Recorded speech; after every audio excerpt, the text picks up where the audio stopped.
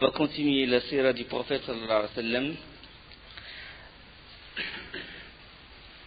On a parlé la dernière fois comment le christianisme, comment le judaïsme est rentré au Yémen, comment le fait que l'un des rois du Yémen, qui est Tubba, s'est converti au judaïsme, et on va continuer jusqu'à ce que les fils de Tubba ont succédé au trône, et que l'un des fils de Tubba, qui s'appelle Amr,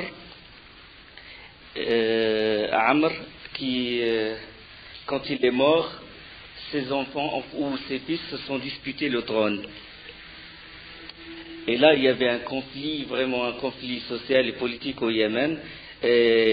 Un brigand qui s'appelle Lo Khounaïa, il a profité de l'occasion et il s'est approprié le palais royal, et c'est lui qui commença à gouverner le Yémen, profitant du conflit social et de la division et de la divergence entre les fils de Rabi' ibn Nasr, qui était l'un des grands rois du Yémen. Alors là,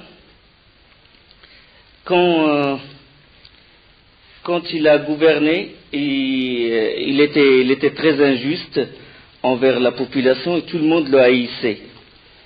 Là, l'un des enfants de Tubba c'est la famille royale, comme on a dit l'autre fois, que Kisra, on l'appelle Kisra, la famille royale, où les rois, tout roi qui gouverne, par exemple les Perses, on l'appelle Kisra, tout comme Qaysar, celui qui gouverne Rome, l'État chrétien, et Najashi le Négus, c'est tous ceux qui gouvernent l'Abyssinie, côté de l'Éthiopie et côté de la Somalie. Et les Tubba, c'est ceux qui gouvernaient le Yémen. Alors, l'un des fils de Rabi' ibn Nasr, qui s'appelle Dounawas, il a réussi à s'infiltrer chez Lo Khounaïa, qui est le brigand qui a pris le pouvoir, et il l'a tué. Et le royaume est revenu de nouveau à la famille de Tubba.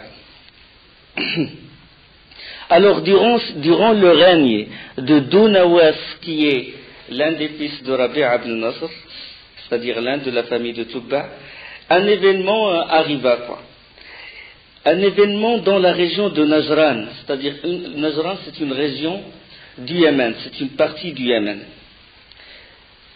Alors, c'est un petit événement, mais il était à l'origine de beaucoup de grands événements qui se sont déroulés dans la péninsule. Il s'agit d'un moine vertueux qui était dans la religion de l'unicité, c'est-à-dire qu'il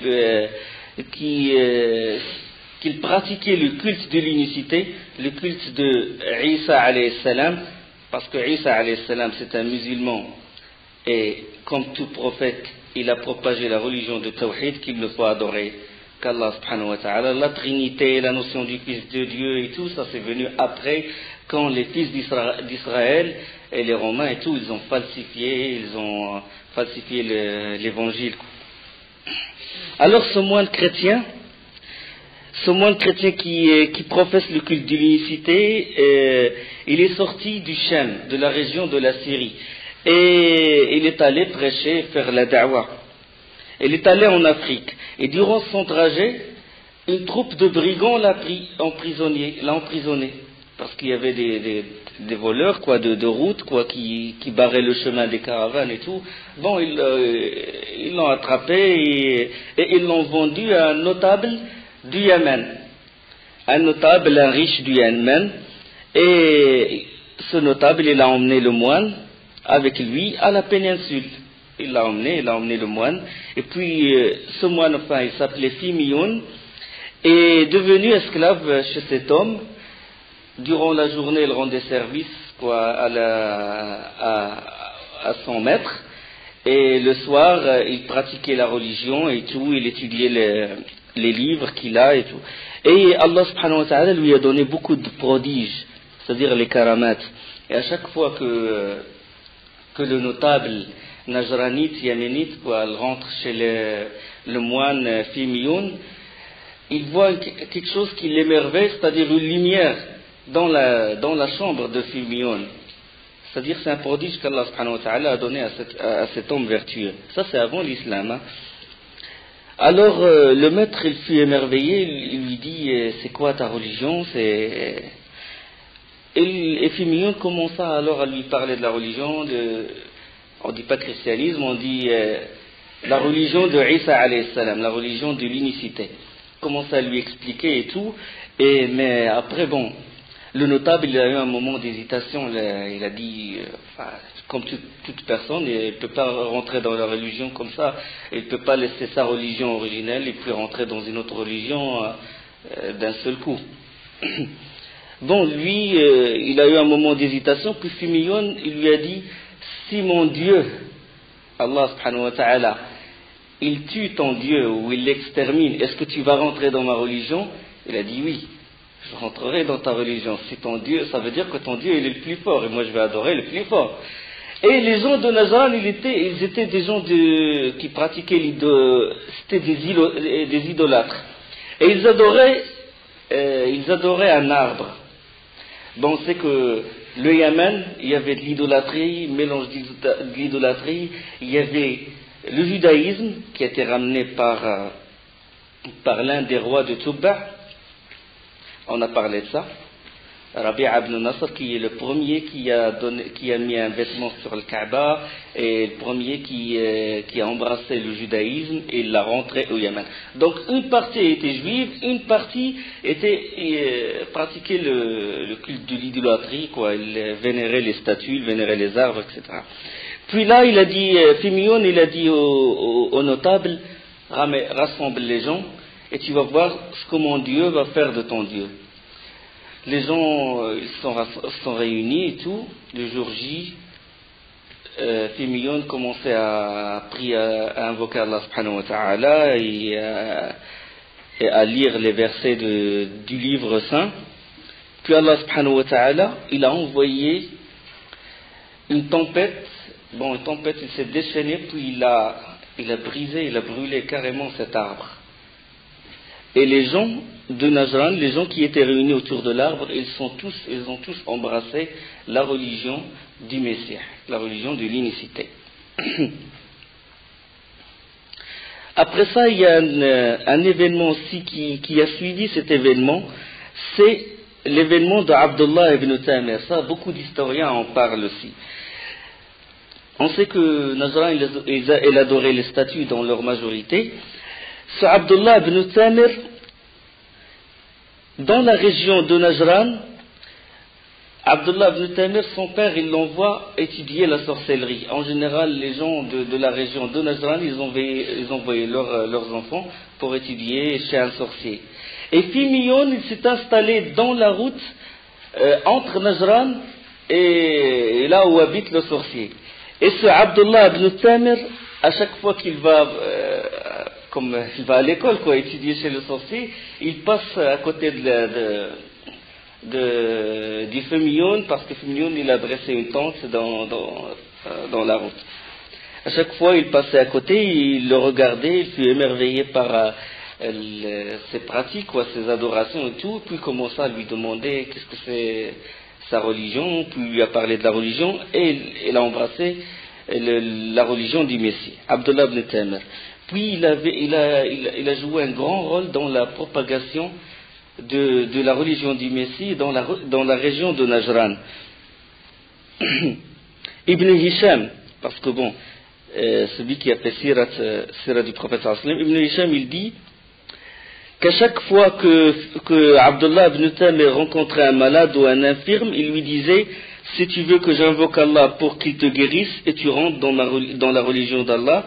Et là, c'était sa façon, quoi, de propager. Allah subhanahu wa ta'ala lui a donné un prodige. Ça, c'est d'après Ibn Hisham, qu'il invoque Allah pour les gens, pour qu'Allah les guérisse. Et puis les gens, ils embrassent, quoi, sa religion, quoi. Et puis Dunawas, qui est le roi Touba, qui est le roi du Yémen, il était vraiment intrigué par la grande propagation de la religion du Messie. Il a appelé Abdullah ibn Tamir et il lui a dit: il l'a convoqué, il a dit: tu as sapé mon autorité dans la ville et tu as contrarié ma religion et celle de mes ancêtres. Je vous infligerai un châtiment, un grand châtiment. Abdullah ibn Tamir lui a dit: vous ne pouvez pas le faire. Là, il a donné l'ordre à ses armées et tout de torturer Abdullah ibn Tamir. Ils l'ont emmené au sommet d'une montagne, ils l'ont mis la tête en bas et les pieds en haut, puis ils l'ont jeté. Il est tombé, s'est mis debout, rien, il n'y a pas, sans aucune égratignure et tout. Puis il l'a ramené chez Dounawas. Il lui a dit: vous ne pourrez jamais me tuer, qu'au nom d'Allah. Là, il a encore donné l'ordre de l'envoyer dans un endroit, une mer, un endroit de la mer où on jetait les condamnés à mort. À chaque fois qu'on jette quelqu'un, il ne sort pas vivant. Ils l'ont jeté, il est sorti indemne. Ils l'ont ramené. Puis il a dit, finalement l'enfant il a dit à Dounawas: vous pourrez me tuer que par un seul moyen. Un seul moyen. Le seul moyen que vous pouvez utiliser, il a dit lequel? Il a dit: c'est que vous prenez mon arc et mes flèches et que vous dites, vous réunissez les gens et vous dites: au nom d'Allah, Dieu de l'enfant, parce qu'il était encore très jeune, Dieu de l'enfant, et là, vous me lancez la flèche et la flèche va me tuer. Vous réunissez les gens, vous dites: Bismillah, Rabbil Ghulam. Il a réuni Dounawas, il a réuni les gens, puis il a pris l'arc, la flèche et tout, puis il a dit: Bismillah, Rabbil Ghulam, il a lancé la flèche et il a tué l'enfant Abdullah ibn Tamir. Là, les gens, ils étaient stupéfaits, ils étaient émerveillés par cet événement. Ils ont dit: comment ça se fait qu'il le tue, qu'il n'a réussi à le tuer qu'au nom d'Allah. Ni ses armées, ni son pouvoir n'a fait quoi que ce soit. Il a réussi à le tuer qu'au nom d'Allah subhanahu wa ta'ala. Ils étaient très étonnés et ils sont rentrés dans la religion d'Abdullah ibn Tamir, dans la religion du christianisme original qui prêche l'unicité, la religion du Isa ibn Maryam. Là, Dounawas, il s'est mis en colère. Il a dit: comment ça se fait, vous savez, comme les Tawarites et tout, quand les gens, comme Pharaon aussi, la même chose, quand les gens, les sorciers, ils se sentent, ils sont soumis à la religion de Moussa alayhi salam. Il a dit: vous êtes rentrés dans ma religion sans que je vous l'autorise. De même, pareil, il a dit: vous êtes rentrés dans la religion de Moussa alayhi salam sans que je vous l'autorise. Et il a dit pareil, il a dit: vous êtes rentrés dans la religion de Abdullah ibn Tamir sans que je vous l'autorise. Il a dit: ou bien vous sortez de cette religion, ou bien je vais vous tuer. Et ils ont refusé. Il a creusé des tranchées, des fosses, c'est ce qu'on appelle en arabe l'ukhdoud. Il a creusé des tranchées, il a ramené le bois et tout, puis il a allumé le feu. Il a alimenté toutes les fosses par le feu. Et il a menacé les gens de les jeter s'ils ne sortent pas de cette religion. Les gens, ils ont refusé. Cette histoire, cette grande scène, Allah subhanahu wa ta'ala, il en parle dans le Coran. Et le prophète sallallahu alayhi wa sallam, il en parle aussi. Dans Hadith, dans le Bukhari et Muslim, il en parle aussi. Quand Dounawas a creusé les fossés et tout, il a allumé le feu, il a jeté les gens, et ils étaient 20 000 qui ont embrassé la religion du christianisme original. Il les jetait. Vous sortez de votre religion? Non, il les jette, 20 000. Le prophète sallallahu alayhi wa sallam, il parle même d'une mère, et il avait son bébé. Et elle a hésité, elle a peur pour elle, tu sais, l'amour que la mère, elle porte pour son enfant. C'est une grande miséricorde. Et là, Allah subhanahu wa ta'ala, il a fait parler le bébé, et le bébé, il a parlé à sa mère, et il lui dit: maman, jette-toi dans le feu, parce que c'est le paradis qui t'attend. Ça, c'est dans le Hadith, c'est dans le Bukhari et tout. Regardez jusqu'à quel point les gens ils ont sacrifié. Abdullah ibn Samir, comment il s'est sacrifié pour la da'wah, pour que la vérité parvienne aux gens. Cette scène, Allah subhanahu wa ta'ala, il en parle dans le Coran. Il dit وَالسَّمَاءِ ذَاتِ الْبُرُوجِ وَالْيَوْمِ الْمَوْعُودِ وَشَاهِدٍ وَمَشْهُودٍ قُتِلَ أَصْحَابُ الْأُخْدُودِ النَّارِ ذَاتِ الْوَقُودِ إِذْ هُمْ عَلَيْهَا قُعُودٌ وهم على ما يفعلون بالمؤمنين شهود وما نقموا منهم إلا أن يؤمنوا بالله العزيز الحميد. Je traduis: par le ciel aux constellations. Ça c'est qasam Allah subhanahu wa ta'ala. Parce qu'Allah subhanahu wa ta'ala il jure par ses créatures. Chose que l'être humain il ne doit pas jurer que par Allah. Il dit par Allah, il jure pas, il dit pas comme ils disent au Rasoul a dit et tout, tu vois. Ils font, et, tu vois, quand ils jurent sur quelque chose, ils ne jurent pas sur Mahalfush Billah.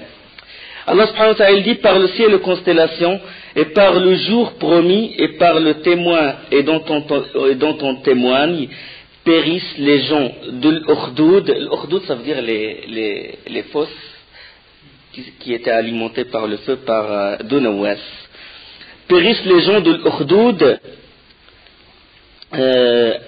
par le feu plein de combustible, cependant qu'ils étaient assis tout autour, c'est-à-dire Dunawas et ses notables, quoi, et ses soldats. Ils étaient ainsi témoins de ce qu'ils faisaient des croyants, à qui ils ne leur reprochaient que d'avoir cru en Allah, le puissant, le digne des louanges.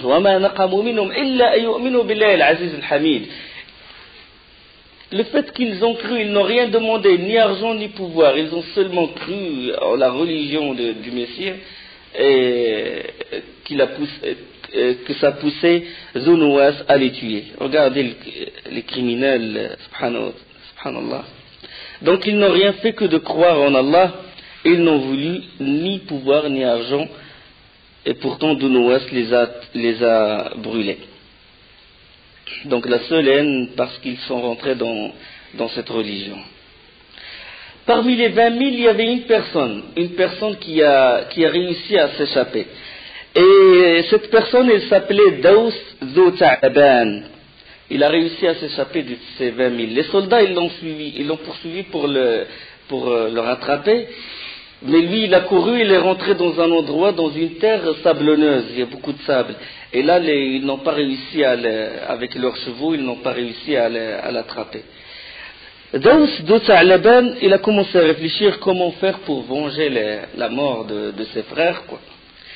Il commence à réfléchir, puis là, il a eu une idée, c'est d'aller chez Qaysar à Rome, dans la région de la Syrie.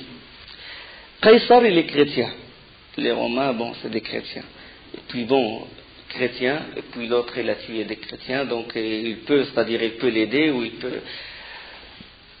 Bon, il a voyagé, il a fait le voyage jusqu'au Sham, jusqu'à trouver Qaysar de Rome, et lui a raconté l'histoire. Qaysar, les historiens disent de lui qu'il était d'une piété exemplaire, et il a été très touché par cette histoire, et il était vraiment très en colère de ce qu'a fait Dunawas à des gens qui n'ont rien fait que de rentrer dans la religion du Messie. Mais le Yémen était loin de la Syrie, quoi, de la région de Sham. Donc c'est dur d'envoyer des troupes de Sham jusqu'au Yémen pour les faire sortir du Yémen. Donc lui, qu'est-ce qu'il a fait? Il a dit à Daous Dhu Ta'ban d'aller en Abyssinie, parce qu'en Abyssinie il y avait le Négus, et le Négus, la religion qui était en Abyssinie, c'était la religion du christianisme, et l'Abyssinie elle est proche du Yémen. Entre les deux il y a la mer Rouge, donc c'est plus proche. Donc stratégiquement il vaut mieux qu'ils les combattent de l'Abyssinie que de les combattre de Sham. Alors il a envoyé Daous Dhu Ta'ban jusqu'en Abyssinie, et avec une lettre et des messagers et tout, Le Négus, pareil, il était aussi il était très pieux, et il a reçu la lettre de Qaysar de Rome, et il s'est mis en colère de ce qu'a fait Dounawas, et il a préparé une armée de 70 000 personnes, une grande armée, bien armée et tout. Il a préparé les bateaux et tout pour traverser la mer Rouge. 70 000 personnes, à leur tête il y avait un homme qui s'appelait Ariyat. Ils sont rentrés au Yémen, le combat il fut déclenché, et là l'armée du Yémen elle a été mise en déroute.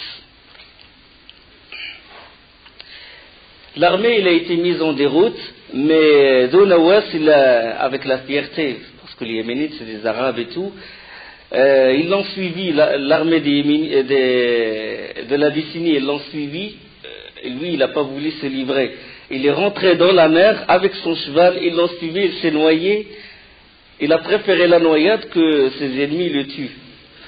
C'est signe de la fierté des Arabes, quoi. Bon, l'Abyssinie, le Négus, il a réussi à s'approprier ou à occuper le Yémen, et le Yémen, il est devenu de religion chrétienne. D'accord? Le Yémen, la religion qui était vraiment majoritaire dans la région du Yémen, c'était le christianisme, puisque c'est l'Ahbash, c'est-à-dire les gens de l'Habasha, de l'Abyssinie, ont conquis le Yémen. Et ça, c'est la réalisation du rêve de Rabi' ibn Nasr. On en a parlé dans le cours dernier. On a parlé dans le premier cours du rêve de Rabi' ibn Nasr quand il a consulté les devins, il a consulté les charlatans et tout, puis ils lui ont dit que les Abyssins, ils vont conquérir ton pays. Et là, le rêve, il s'est réalisé. Ils lui ont dit dans 60 ou 70 ans, et son rêve, il s'est réalisé. Les Abyssins ont régné sur le Yémen.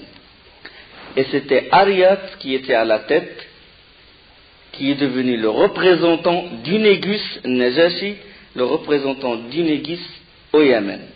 Mais Ariyat, il était très injuste envers les gens. Il tyrannisait les gens, même, c'est pas seulement envers les Yéménites, envers même ses soldats. Il était vraiment, il s'est gonflé d'orgueil et tout, il a commencé à opprimer les gens, à être injuste envers eux. Même, y compris son armée.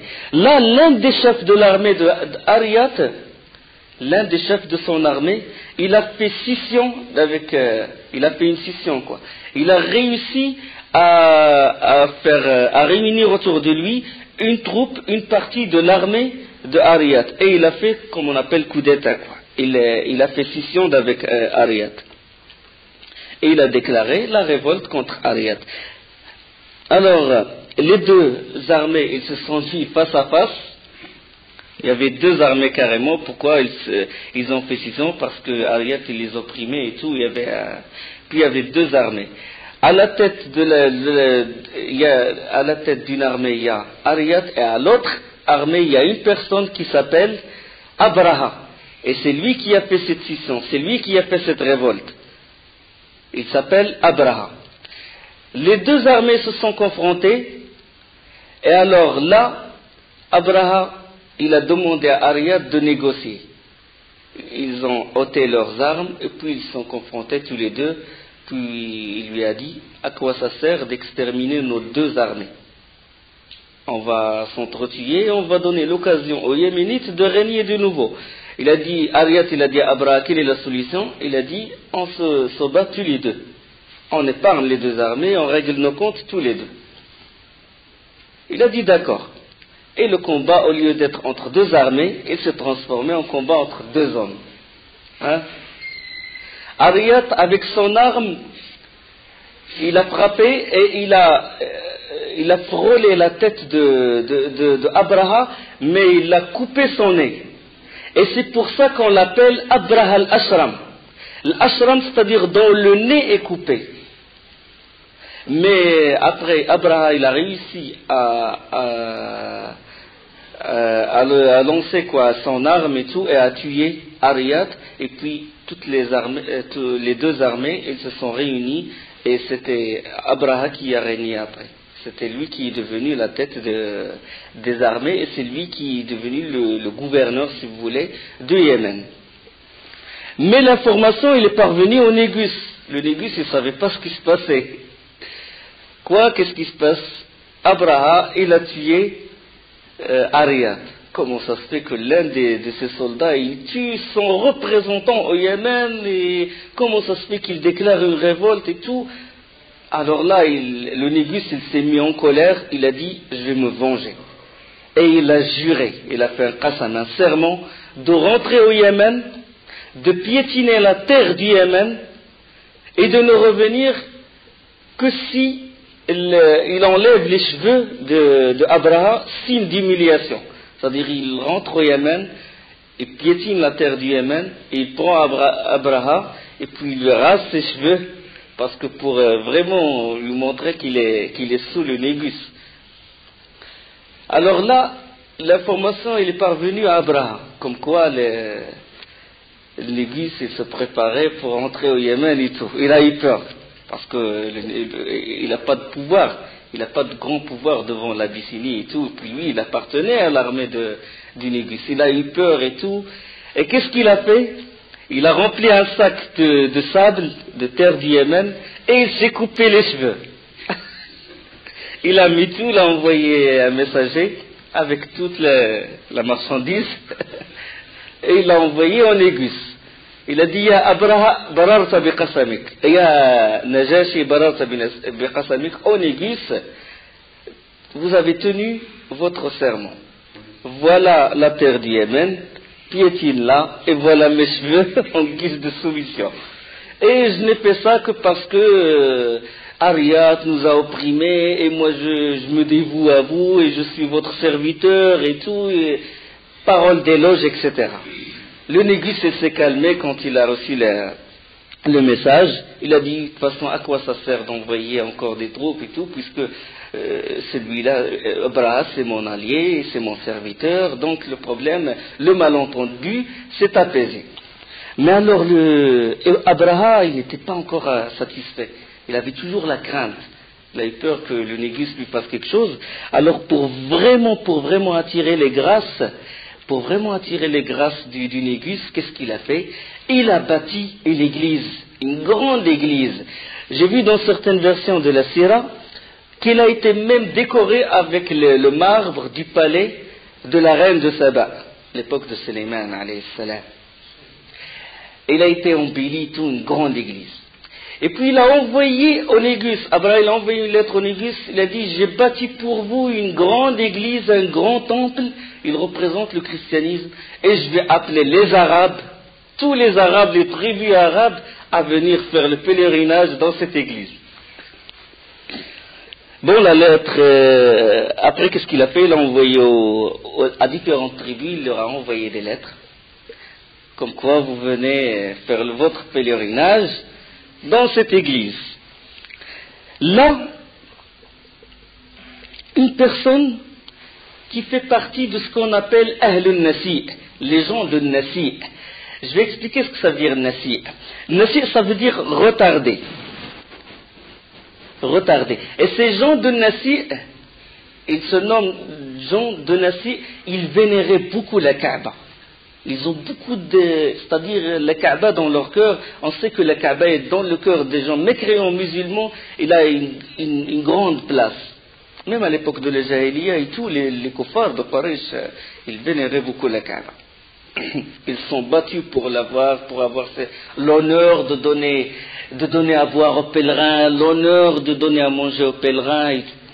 Donc ces gens de Nassi, ils vénéraient beaucoup la Kaaba.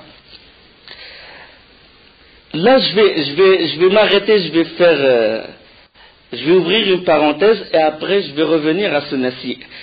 Je dis qu'Allah subhanahu wa ta'ala, quand il a guidé les gens à la religion de l'islam de Ibrahim alayhi salam, parce qu'Ibrahim il est musulman, de Ibrahim, après avec le temps, le savoir il fut oublié. Quand Ibrahim il a fait sa da'wa et tout, les gens sont rentrés dans la religion de l'unicité, tawhid et tout, Le savoir après le temps, tout comme à chaque fois qu'Allah subhanahu wa ta'ala il envoie des prophètes, et puis que le savoir il fait oublier, et qu'il y a des meneurs à l'égarement, et puis les gens ils commencent à faire des innovations, des bid'ah sans base de religion. Alors là le savoir il fait oublier par le périssement des savants, par le départ des savants, la mort des savants. Mais pourtant, les Arabes, ils ont gardé certaines traces de la religion d'Ibrahim et Ismaïl. Par exemple, le tawaf autour de la Kaaba, al-sa'i, l'aller-retour entre le Safa et le Marwa, al-talbiya, labbaik Allahumma labbaik, jusqu'à ce qu'Amr, on a parlé qu'Amr ibn Luhay al-Khuza'i, il a ajouté la talbiya du shirk. Donc, parmi ces traces de la religion de Ismaïl alayhi salam, il y avait ce qu'on appelle le respect des mois sacrés. Les mois sacrés, on les connaît. On est dans un mois sacré. Dhul Qa'da, Dhul Hijja, Muharram et il y a Rajab. D'accord? Allah subhanahu wa ta'ala يقول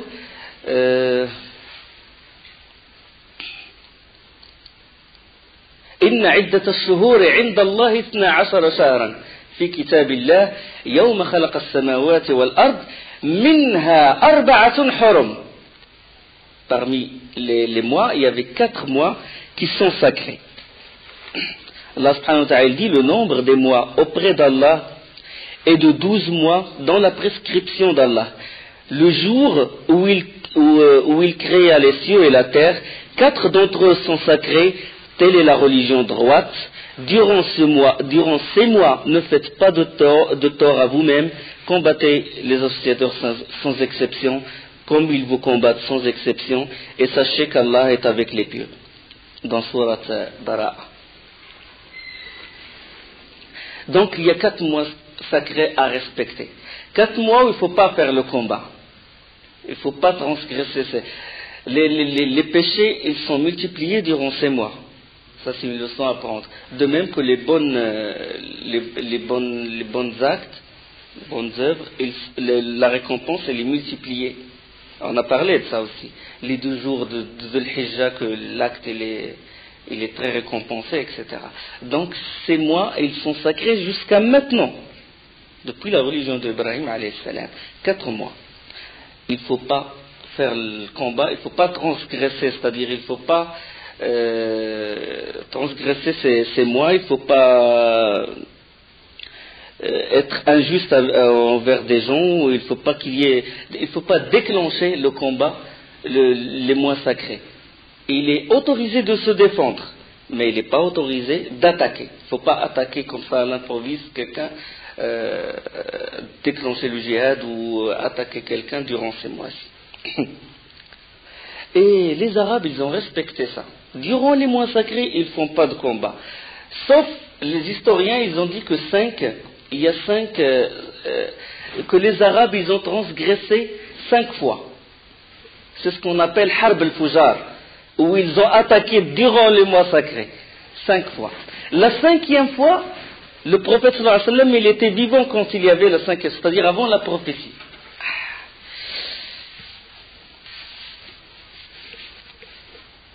La 5e fois, c'était à l'époque du prophète sallallahu alayhi wa sallam, quand une tribu, il s'appelle Hawazin, une tribu, il a voulu s'attaquer aux gens de la Mecque, aux Qurayshides, aux gens de Quraysh. Et le prophète sallallahu alayhi wa sallam, il a participé à cette guerre. Il est autorisé de se défendre. Ça, c'est avant la révélation.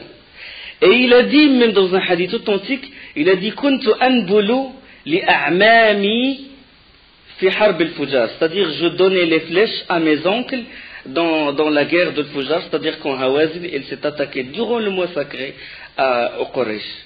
D'accord? 2 explications, soit qu'il donnait les flèches, soit qu'il défendait ses oncles. Ça veut dire que le prophète sallallahu alayhi wa sallam, il était déjà préparé au combat alors qu'il avait, dans une version majilique, il avait 14 ans à cette époque. C'est-à-dire il était déjà préparé avant la révélation au combat, au djihad, à la stratégie de guerre, etc. Comme j'ai dit, les Arabes, ils ne s'entretuaient pas durant ces guerres, ces mois sacrés. Mais puisque les ressources des tribus, ils dépendent beaucoup des guerres, puisque les Arabes, ils s'attaquaient et tout, chacun il prend les femmes de l'autre, il prend ses biens et tout. Donc, 3 mois successifs, c'est-à-dire Dhul Qa'da, Dhul Hijja et Muharram, c'est long. Pour attendre 3 mois dans l'année sans combattre, sans s'attaquer à son frère, c'était le Jahiliya. Hein, l'époque anti-islamique, l'époque de la Jahiliya. Donc ils ne peuvent pas attendre. Qu'est-ce qu'ils ont fait? Ils ont élu un groupe de gens qui l'ont nommé Ahl al-Nasi'. C'est des gens qui vénéraient la Kaaba et ils leur ont dit, voilà, vous avez le droit de changer le mois de Muharram, vous le reportez à Safar. D'accord? Vous avez le droit de les changer. C'est-à-dire, au lieu d'attendre 3 mois, ils vont attendre 2 mois. Dhul Qa'da, Dhul Hijja, et ça va plus être Muharram, ça va être Safar. Comme ça, ils auront le droit de combattre et tout. Ou de se venger parce que les guerres, ils sont tués parce qu'il y a la vengeance, c'est ce qu'on appelle Tsar. La famille de tel a tué la famille de tel et ils ne peuvent pas attendre 3 mois. Donc 2 mois.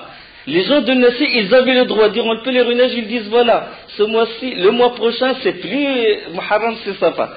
Alors tous les Arabes, ils obéissent à cette législation. Un statut. Allah subhanahu wa ta'ala dit innama an-nasi'u ziyadatun fil kufr. Le nasi, c'est un surcroît de mécréance. Un surcroît, c'est-à-dire mécréance après mécréance. Parce que comme j'ai dit, nasi c'est retardé, reporté. Donc eux ils reportent. Allah subhanahu wa ta'ala يقول إنما النسيء زيادة في الكفر يضل به الذين كفروا يحلونه عاما ويحرمونه عاما ليواطئوا عدة ما حرم الله فيحلوا ما حرم الله زين لهم سوء أعمالهم والله لا يهدي القوم الكافرين. Allah subhanahu wa ta'ala dit le nasi est un surcroît de mécréance. Par là les mécréants sont égarés. Une année, ils le font profane, et une année, ils le font sacré. Afin d'ajuster le nombre de mois qu'Allah a fait sacré, ainsi rend-il profane ce qu'Allah a fait sacré. Allah, il a fait que le mois de Muharram, il soit sacré, et eux, ils le transforment en un mois profane où il est autorisé de s'entretuer. Leurs méfaits sont enjolivés, et Allah ne guide pas les gens mécréants. Ainsi rend-il profane ce qu'Allah a fait sacré. Yuhilluna ma harram Allah. Regardez, il légifère. Allah, il interdit quelque chose et eux, ils l'autorisent. Donc, ça, on les appelle les gens de Nasi. Revenons à notre histoire, c'est-à-dire la personne qui fait partie du groupe de Nasi. Alors, c'était un homme où la Kaaba, il a une grande place dans son cœur. Lui, quand il a entendu que Abraha, il veut transformer le pèlerinage, il veut que les Arabes fassent le pèlerinage à Al-Qulays, il a dit ça va pas, qu'est-ce qu'il veut faire celui-là? Et il est allé jusqu'au Yémen. Et il s'est infiltré comme ça, il est rentré dans Al-Qulays. Il est rentré dans Al-Qulays et il a fait ses besoins dedans. Et il a sali les murs de ce temple sacré. Il a tout sali. Puis l'information est parvenue à Abraham. Il a dit, qui a fait ça? C'est une personne de Nassi. C'est quoi un Nassi? C'est les gens qui vénéraient la Kaaba. C'est quoi le Kaaba? C'est le lieu de pèlerinage des Arabes. Là, il a conclu qu'il ne peut pas attirer les gens, qu'il ne peut, malgré la publicité qu'il peut faire, il ne peut pas attirer les gens pour faire le pèlerinage dans le Qulays, sauf s'il démolit la Kaaba. Et c'était ça sa décision. Alors là, il jura d'organiser une grande expédition contre la Mecque et détruire la Kaaba. Il leva donc une grande armée comprenant un grand éléphant. L'éléphant, il s'appelle Mahmoud. Et se dirigea vers la Mecque. Mahmoud, ça existait. Même à l'époque anti-islamique, ça existait, Mahmoud. Mohammed, il n'existe pas. On va en parler, Inch'Allah, durant ces cours de Sira, on va parler de Mohammed.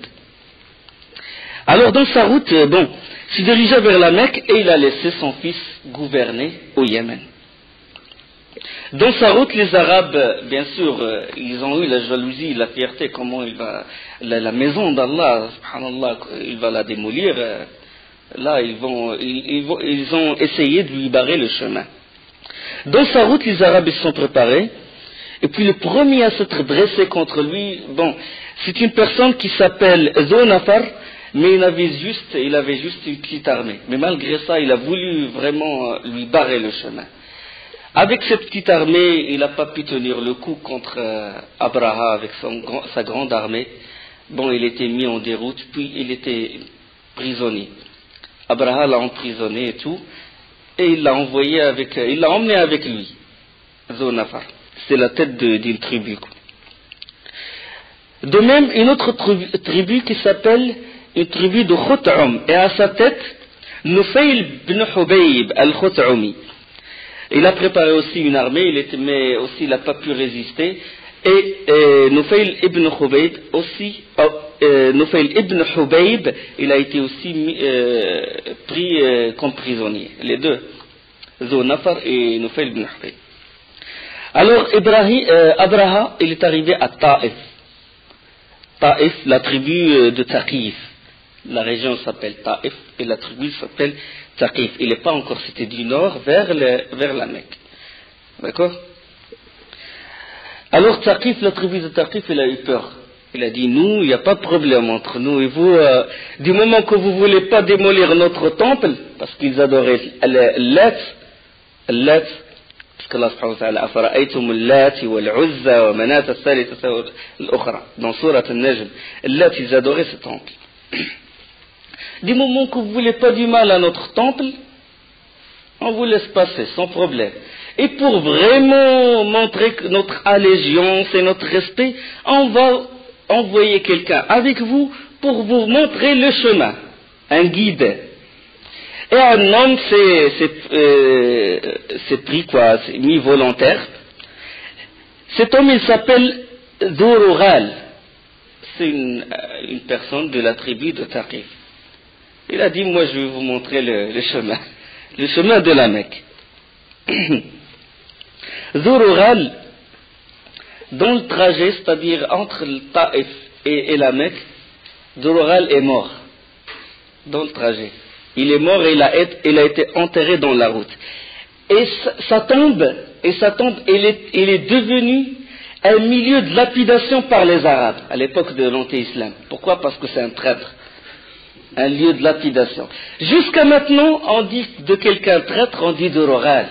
Les Arabes, pas la région du Maghreb, mais Arabie Saoudite et tout, quand quelqu'un est traître, ils disent Dhurughal.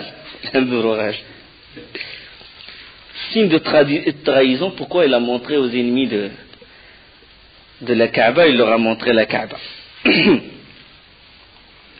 Alors, arrivé à la bordure de la Mecque, les gens de la Mecque, ils laissaient leurs troupeaux, leur bétail, paître aux bordures de la Mecque.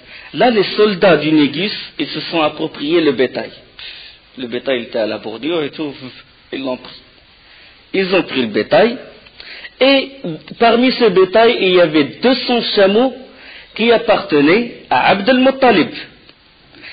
Et c'était Abd al-Muttalib qui était le chef incontesté de la Mecque.